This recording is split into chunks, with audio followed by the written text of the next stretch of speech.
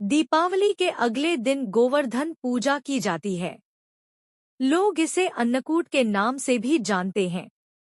इस त्योहार का भारतीय लोकजीवन में बहुत महत्व है। इस पर्व में प्रकृति के साथ मानव का सीधा संबंध दिखाई देता है। इस पर्व की अपनी मान्यता और लोक कथा है। गोवर्धन पूजा में गोधन अर्थात गायों की पूजा की जाती है। शास्त्रों में बताया गया है कि गाय उसी प्रकार पवित्र होती है जैसे नदियों में गंगा। गाय को देवी लक्ष्मी का स्वरूप भी कहा गया है। देवी लक्ष्मी जिस प्रकार सुख समृद्धि प्रदान करती है, उसी प्रकार गौ माता भी अपने दूध से स्वास्थ्य रूपी धन प्रदान करती है। इनका बछड़ा खेतों में अनाज उगाता है। ऐसे गौ संपूर्ण मानव जाति के लिए पूजनीय और आदरणीय है।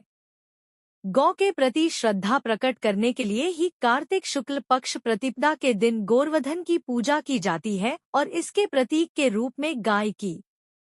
जब कृष्ण ने ब्रजवासियों को मूसलधार वर्षा से बचाने के लिए 7 दिन तक गोवर्धन पर्वत को अपनी सबसे छोटी उंगली पर उठाकर रखा और गोप गोपिकाएं उसकी छाया में सुखपूर्वक रहे। 7वें दिन भगवान ने गोवर्धन को नीचे रखा और प्रतिवर्ष गोवर्धन पूजा करके अन्नकूट उत्सव मनाने की आज्ञा दी। तभी से यह उत्सव अन्नकूट के नाम से मनाया जाने लगा। गोवर्धन पूजा के संबंध में एक लोक गाथा प्रचलित है। कथा यह है कि देवराज इंद्र को अभिमान हो गया था। इंद्र का अभिमान चूर करने हेतु भगवान श्री कृष्ण, जो स्वयं लीलाधारी श्री हरि विष्णु के अवतार हैं, ने एक लीला रची। प्रभु की इस लीला में यूं हुआ कि एक दिन उन्होंने देखा कि सभी ब्रजवासी उत्तम पकवान बना रहे हैं और किसी पूजा की तैयारी में जुटे। श्री कृष्ण ने बड़े भोलेपन से मैया यशोदा से प्रश्न किया, मैया, ये आप लोग किनकी पूजा की तैयारी कर रहे हैं? कृष्ण की बातें सुनकर मैया बोली, लल्ला, हम देवराज इंद्र की पूजा के लिए अन्नकूट की तैयारी कर रहे हैं। मैया के ऐसा कहने पर श्री कृष्ण बोले, मैया, हम इंद्र की पूजा क्यों करते हैं? मैया ने कहा, वह वर्षा करते हैं, जिससे अन्न की उपज होती है, उनसे हमारी गायों को चारा मिलता है। भगवान श्री कृष्ण बोले, हमें तो गोवर्धन पर्वत की पूजा करनी चाहिए क्योंकि हमारी गायें वहीं चरती हैं।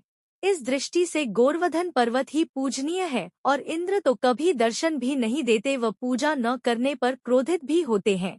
अतः ऐसे अहंकारी की पूजा नहीं करनी चाहिए। लीलाधारी की लीला और माया से सभी ने इंद्र के स्थान पर गोवर्धन पर्वत की पूजा की। देवराज इंद्र ने इसे अपना अपमान समझा और मूसलाधार वर्षा आरंभ कर दी। प्रलय के समान वर्षा देखकर सभी ब्रजवासी भगवान कृष्ण को कोसने लगे कि सब इनका कहाँ मानने से हुआ है। तब मुरलीधर ने मुरली कमर में डाली और अपनी कनिष्ठा उंगली पर पूरा गोवर्धन पर्वत उठा लिया और सभी ब्रजवासियों को उसमें अपने गाय और बछड़े समेत शरण लेने के लिए बुलाया। इंद्र कृष्ण की यह लीला देखकर और क्रोधित हुए फलत वर्षा और तेज हो गई।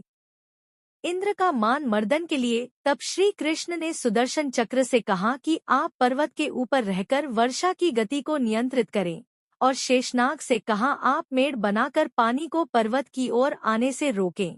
इंद्र निरंतर 7 दिन तक मूसलाधार वर्षा करते रहे। तब उन्हें लगा कि उनका सामना करने वाला कोई आम मनुष्य नहीं हो सकता। अतः वे ब्रह्मा जी के पास पहुँचे और सब वृतांत कह सुनाया।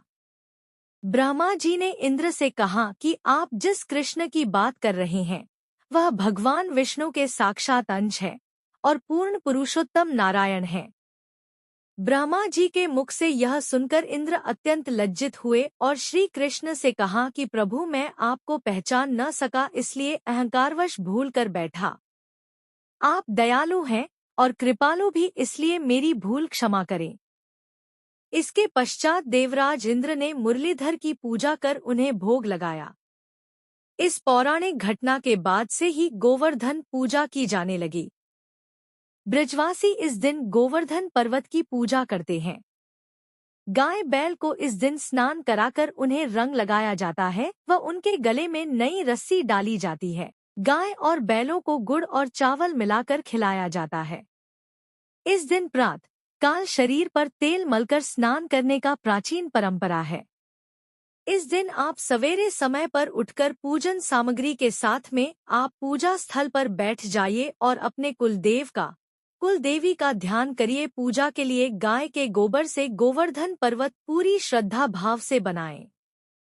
इसे लेटे हुए पुरुष की आकृति में बनाया जाता है।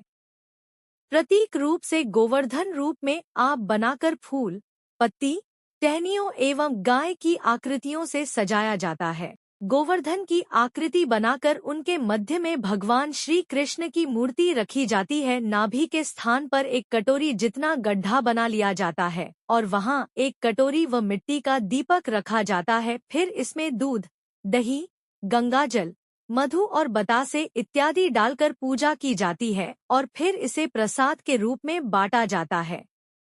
गोवर्धन पूजा के दौरान एक मंत्र का जाप करना चाहिए। कुछ स्थानों पर गोवर्धन पूजा के साथ ही गायों को स्नान कराने की, उन्हें सिंदूर इत्यादि पुष्प मालाओं से सजाए जाने की परंपरा भी है। इस दिन गाय का पूजन भी किया जाता है। तो यदि आप गाय को स्नान कराकर उसे सजा सकते हैं या उसका श्रृंगार कर सकते हैं तो कोशिश करिए कि गाय का श्रृंगार करें और उसके सिंग पर घी लगाए गुड़ खिलाएं।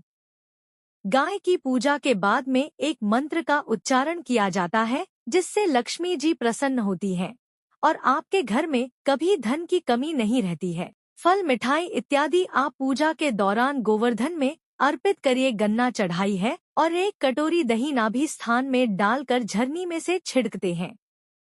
गोवर्धन जो बनाया जाता है गोबर का, उसमें दही डालकर उसको झरनी से छानिए और फिर गोवर्धन के गीत गाते हुए गोवर्धन की 7 बार परिक्रमा की जाती है। परिक्रमा के समय एक व्यक्ति हाथ में जल का लोटा व दूसरा व्यक्ति अन्न यानी कि जौ लेकर चलते हैं और जल वाला व्यक्ति जल की धारा को धरती पर गिराते हुआ चलता है और दूसरा अन्न यानी कि जौ बोते हुए परिक्रमा पूरी करते हैं।